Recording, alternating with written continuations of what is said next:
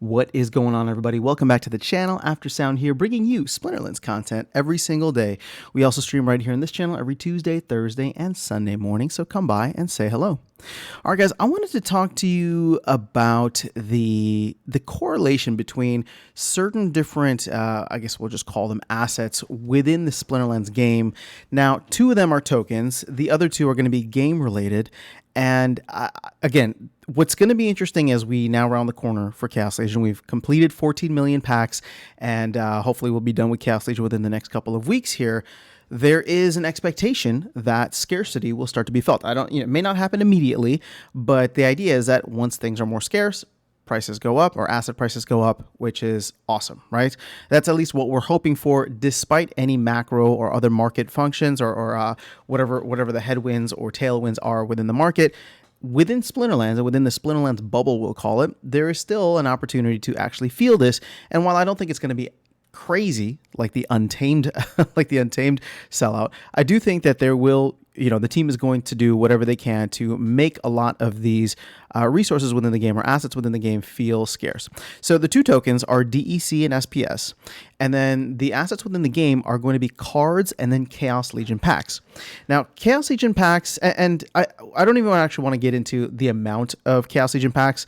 What I want to look at is the correlation when it comes to price. And part of this is not me telling you what it is. I actually want to know what your perspective is overall and see if the perspective I'm sharing aligns with you, or if you're seeing some holes in my thinking, like plot holes in my thinking, or you can poke holes in my thinking, or if maybe I'll shine a light on something that you hadn't really thought about before. Now, we know the obvious relationship between SPS and DEC. That was changed about half a year ago when the airdrop ended. We went to this whole flywheel model following the Terra Luna ecosystem, where we're trying to drive as much value to, utility to DEC, and then all SPS utility is essentially going to be within the DEC token. So we want to burn as much as possible, and once we burn as much as possible, we will start burning SPS in order to create more DEC. So we know how that works, and that to me is a very easy correlation. As DEC goes up and hits peg, SPS will hopefully over time increase in demand for DEC and then maybe even for itself. And that's something that I want to get into probably at the end of this video. Now, the other two sides of things are cards, Chaos Legion cards, as well as Chaos Legion packs. Now, there's an interesting correlation here when we do the crossover between cards or card packs and DEC. But what I think I'm trying to call out is that I don't know, or I haven't particularly myself seen any specific correlation between SPS and cards and packs. Now, obviously, cards and packs are tied very closely, right? Your Chaos Legion cards and the packs that they come out of, one is going to determine the estimated value based on what the market factors are, meaning so packs will determine that for, cards will determine that for packs, or maybe somebody can even say that you can have the chicken and the egg. If pack prices go down, then card prices go down, pack prices go up, card prices go up, right? So again, those two are linked very, very closely. But the interesting thing is DEC, because as we know it, at least for the time being, for the next couple of months, next couple of weeks, you are able to buy packs, Chaos Legion packs, at a rate of 4,000 DEC to 4,000 DEC for one pack. Now, that doesn't matter what the price of DEC is. This is the whole, product-backed stablecoin that Splinterlands is shooting for. And for the most part, over the last, 6 to 8 months, we have seen DEC well below its peg. Even now, it's only at about 3/4 of its peg. So you're essentially getting like a 25% discount on a pack, which would normally at peg be $4. I mean, you could still pay $4 in credits, but obviously there's a discount in using DEC.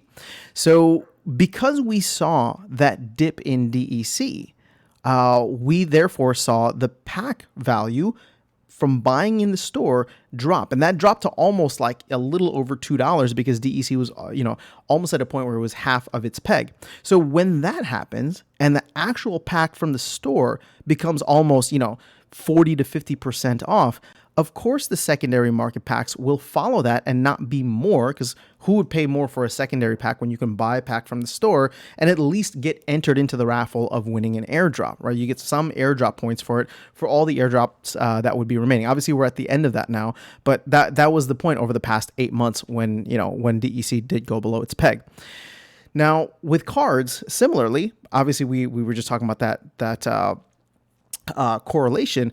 If the pack values are coming down, well, then card values will probably go down as well, and therefore their DEC burn values, which is another correlation, small correlation, will go down as well. So we've seen the entire market kind of collapse and shrink with DEC being well below its peg. Now, we're on this flip side, and what I've been thinking about, what I've been wondering about is, okay, so cards are going to become way more scarce, right? Aggie's been talking about it. He's been doing, chief FOMO officer things. And we know that the team is dedicated to getting land phase 1.5 out. The infinite staking, all these different things for land are going to make land that much more, I'm sorry, are going to make cards that much more scarce, right? Because you'll be able to play them in game, you'll be able to use them in land. There's tower defense potentially coming within the next month to 3-4 months, whenever the actual game comes out. That could have some card staking elements to it too. And so with that being said, we know that there is some scarcity coming to cards. Packs will no longer be available in store. Sorry, Chaos Legion packs will no longer be available in store. Rebellion probably isn't coming out until Q3 sometime. So there's a good chance that the team is going to drive scarcity for cards. Now, just because they drive scarcity for cards doesn't actually impact DEC, and then more importantly, doesn't actually impact SPS. So the big question that I've been asking myself, and the big question that I'm asking you guys here, is if we start to see a massive sink, or these massive sinks for cards come into play here, is that going to have any relevance? Is that going to do anything for the SPS token? And my initial thought is no, right? I don't see a direct correlation, because cards by themselves are their own asset class, and the only correlation between cards and DEC is when it comes to what their availability in the store, right? That's the correlation. So it's not like cards going away means that we use more DEC, aka use more SPS. That link does not exist. So as it stands right now, I don't see a direct link between cards and SPS. Now, again, I'm open to being proven wrong on that. And in fact, I love it when you guys shine a light on where I could be thinking incorrectly. So as we move forward into this period of potential scarcity between main sets, right? Chaos Legion ending, Rebellion coming out sometime within the next 3 to 6 months, who knows? What I think about is, okay, in Q2, there's going to be this infinite staking. There's going to be card staking on land. There's going to be card staking potentially in tower defense. We're going to see the cards shrink quite a bit. Now, separately from that, we could see some massive DEC sinks coming online. Obviously, we've already talked about the land starter packs that have been coming in, but ultimately DEC, and therefore it's linked to SPS, is going to be completely separate. So we could get into a situation where we get to a point where DEC, we're not eating through a bunch of DEC because maybe people aren't as incentivized to get on their lands, and you only have a couple of whales that want to come in and eat up a lot of the cards and use them for infinite staking. So what I'm trying to outline here is a scenario in which we get to a point where card scarcity is felt. We see the value of cards starting to go up, but it's not directly affecting the token values, either DEC or SPS. Those are going to be on their own track and trajectory. Now, the last thing, and I'll close out with this, like I mentioned or teased it in the beginning, the only way in which cards, and this isn't even really a full correlation, but the only way in which cards could give SPS some value is we know there is going to be SPS staking requirements required in the future. Now, again, this is not a direct correlation, but I am trying to say that with what we're seeing right now, if you want to play the game at the higher levels or whatever level that they'll deem you need to stake amount of SPS for, that could give SPS some very direct utility rather than indirect utility via DEC.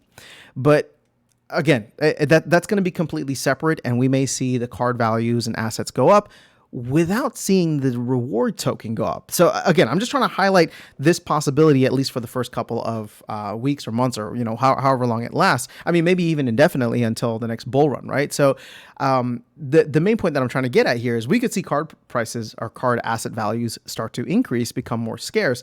But just if card prices go up, does that attract people? Yes. But will they come in to then earn a game in which the reward token hasn't really moved? I don't know. I don't know. And I would actually argue probably not, right? So This is just kind of, again, I know it's kind of like a brain dump here, but I'm just trying to let you know what I'm thinking through over the next couple of months. Obviously, I'm still bullish, and I think that all these different factors that the team is trying to line up, right? The card syncs, the DEC syncs, the additional SPS utility, I think that will come into play, and we will probably see some kind of bullishness in the market overall, even if it only exists within the Splinterlands bubble.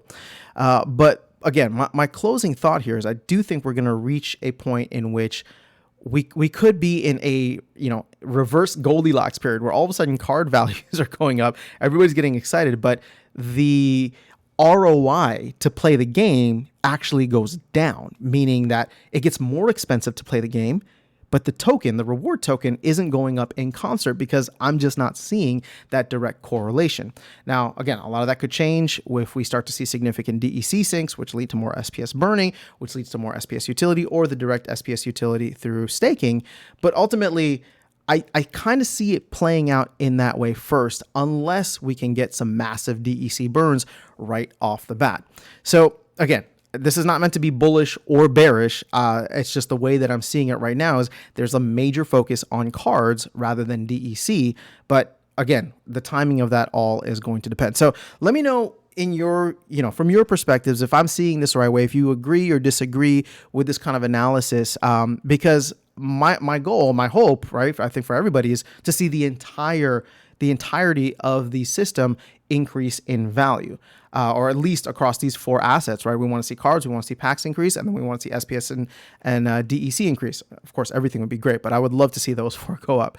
So let me know your thoughts in the comments below, if I'm making sense, if I'm not making sense. And again, if you know of any kind of direct utility that ties assets such as packs and specifically Chaos Legion packs, not Nightmare packs, because obviously those do have a little bit of a link to the SPS rewards. But if you see, though, any kind of direct correlation, I would love to dig into that further in the comments. So that's all I have for you guys in this video. Let me know your thoughts. I will catch you all in the next one and see you around the game. Take care.